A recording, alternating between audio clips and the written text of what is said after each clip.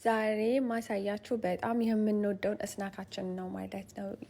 እኛ የአሜሪካ ስናክ አንጠቀምም ጋይስ፣ የኢትዮጵያ የሀገራዊ ወር ባህላዊ እስናክ ነው የምንጠቀመው። እና ያ መክሰስ ይሄንን ነው የምንጠቀመው። ባለፈው አሳይቻችሁ ነበረ እና ከዚህ በፊት ብዙዎቻችሁ ፕሌስ ሌንስ አሰራሩን አሳይን ትሉኛላችሁ።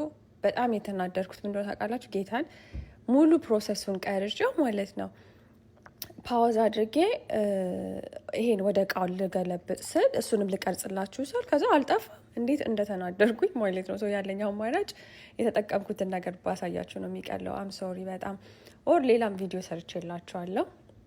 እንደዚህ አድርጌ ለሳምንት ሰርቼ ነው ሁሌ የማስቀምጠው።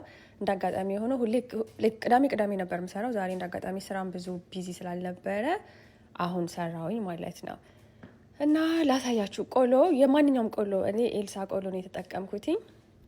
ከዛ ቅቤ አቀለጥኩኝ። ከዛ ትንሽ በርበሬ አደረግኩበት እና ጨው፣ ትንሽ ጨው፣ ከዛ በሶ ማለት ነው አንድ ላይ ደበላለኩትኝ። ይኸው እዚህ ጋር እያሳየኋችሁ ነው። በርበሬ ግማሹን የተጠቀምኩትኝ ኤልሳ ቆሎ፣ ከዛ ቅቤ ማለት ነው። ይሄ ቅቤ እንዴት እንደሚጣፍጥ የኢትዮጵያ ቅቤ ነው። እና ደግሞ ጨው ማለት ነው።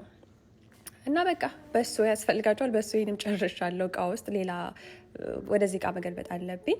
ሶያ ይሄን ይመስላል። እናንተ ሞክሩት። እንደዚህ ላይክ ሄልዚ ነገር መመገብ ሞክሩ። ወዳችኋለሁ። ባይ